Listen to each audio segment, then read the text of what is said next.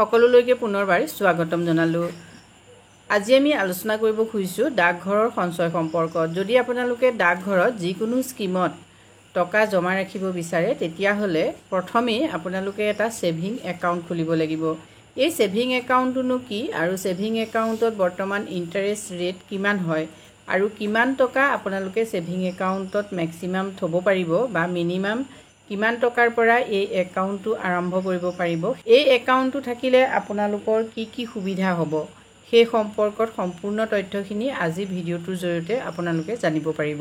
ডাকঘৰৰ saving account এটা সাধাৰণ সেভিং একাউণ্টৰ দৰে যিটো ভাৰতীয় ডাক বিভাগৰ জৰিয়তে দেশজুৰি সকলো শাখাতে উপলব্ধ হয়। এই একাউণ্ট এখন চৰকাৰৰ দ্বাৰা সুৰক্ষিত আৰু নিশ্চিত হোৱাৰ বাবে ইয়াক যিকোনো ডাকঘৰত আপোনালোকে সহজে খুলিব পাৰে আৰু নিশ্চিন্তভাৱে খুলিব পাৰে। যদি আপোনালোকে এটা সেভিং একাউণ্ট খোলে তেতিয়া হলে এই সেভিং একাউণ্টত ন্যূনতম আপোনালোকে 500 টকা জমা ৰাখিব লাগিব।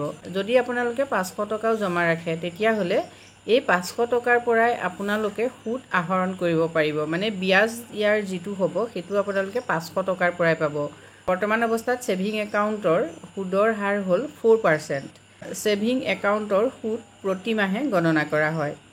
যদি আপোনালোকে সেভিং একাউণ্ট এটা আৰম্ভ কৰে তেতিয়া হলে কি সুবিধা পাব।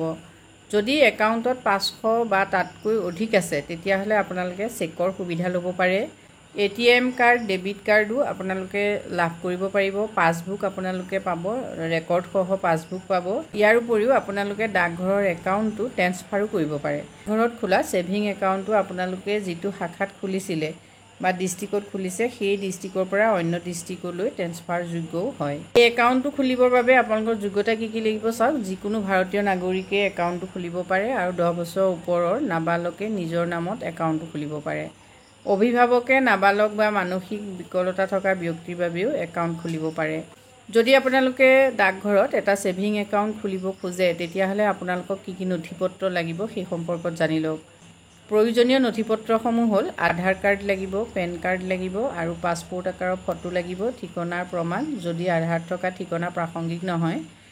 পূৰণ কৰা আবেদন ফৰ্মখন আপোনালোকৰ থাকিব লাগিব, যিখন ফৰ্ম আপোনালোকে ডাকঘৰতে লাভ কৰিব। গতিকে এই নথিপত্ৰসমূহ লৈ গৈ আপোনালোকে এটা সেভিং একাউণ্ট আৰম্ভ কৰিব পাৰে। সেভিং একাউণ্টৰ কোনো ধৰা বন্ধা সীমা নাই। আপোনাৰ যিমান পইচা থবলৈ মন যায় আপোনালোকে সিমান পইচা তাত ৰাখিব পাৰে। এটিএম কাৰ্ড বা ফৰ্মৰ জৰিয়তে আপোনালোকে এই একাউণ্টৰ পৰা যিমান টকা মন যায় সিমানখিনি উলিয়াব পাৰে।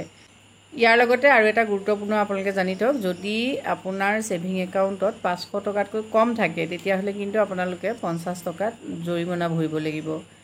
3 বছৰ ধৰি কোনো লেনদেন নহলে একাউণ্টটো নিষ্ক্ৰিয় বুলি গণ্য কৰা হয়।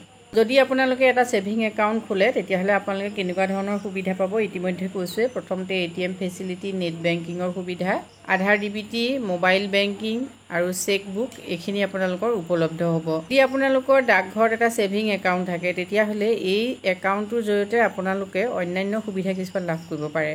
যেনেকৈ ডিবিটি ছিষ্টেমত চৰকাৰে যিবিলাক আঁচনি ইতিমধ্যে গ্ৰহণ কৰিছে সেই আঁচনিৰ ধন আপোনালোকৰ ডিবিটি ছিষ্টেমত এই একাউণ্টত সোমাব পাৰে। তেনেধৰণৰ কেইটামান আঁচনি যেনে অটল পেঞ্চন মানে এপিৱাই আঁচনিৰ ধন আপোনালোকৰ ডাকঘৰত সোমাব পাৰিব। নেক্সট আহিলে PMJJBY অৰ্থাৎ প্ৰধানমন্ত্ৰী জীৱন জ্যোতি বীমা যোজনাৰ ধন। Next IPBP plus POSB link. Next আহিলে নিফটি RTGC আপোনালোকে কৰাৰ সুবিধা পাব।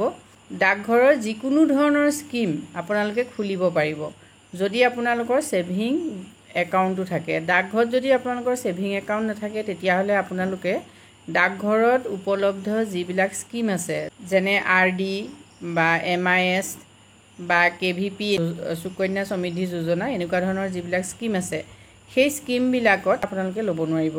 মানে এটা RD যদি আপোনালোকে খুলিব খোজে তেতিয়াহলে প্ৰথমেই আপোনালোকে সেভিং একাউণ্ট এটা খুলি ল'বই লাগিব।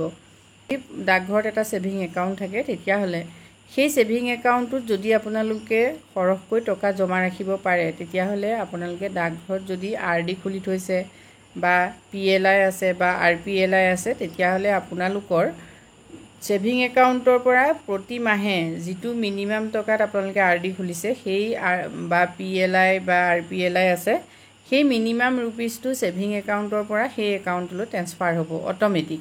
গতিকে এইটো এটা ডাঙৰ সুবিধা হয়। যেহেতু RD এটা খোলাৰ পাছত RDটোত যদি আপুনি মাহে আপোনালোকে নিৰ্দিষ্ট পৰিমাণৰ ধন মাহে মাহে জমা নাৰাখে তেতিয়াহ'লে RDটো চলাই নিব নোৱাৰিব, RDটো বন্ধ হৈ যাব। যদি আপোনালোকে সেভিং একাউণ্টৰ লগত RDটো লিংক কৰি ৰাখে আৰু সেভিং একাউণ্টত পইচাটো জমা থৈ দিয়ে তেতিয়াহ'লে সেভিং একাউণ্টৰ পৰা RD হওক PLI হওক এই গোটেইখিনি স্কিমৰ বাবে আপোনালোকৰ নিৰ্দিষ্ট পৰিমাণৰ পইচাটো ট্ৰেন্সফাৰ হৈ থাকিব। এইটো এটা ইয়াত ডাঙৰ সুবিধা। যদি আপোনালোকৰ সেভিং একাউণ্ট থাকে তেতিয়াহ'লে ইয়াত নমিনেশ্যনৰ ফেচিলিটিও পোৱা যায়।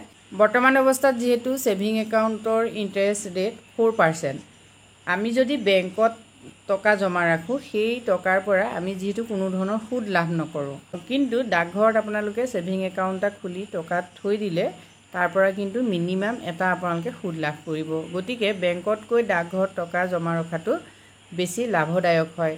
আজি ভিডিঅ'টোৰ জৰিয়তে আমি আপোনালোকৰ বাবে এইখিনি কথা আলোচনা কৰিছোঁ। যদি আপোনালোকৰ ভাল লাগিছে কমেণ্ট কৰি জনাব। আজিলৈ ইমানেই, ধন্যবাদ।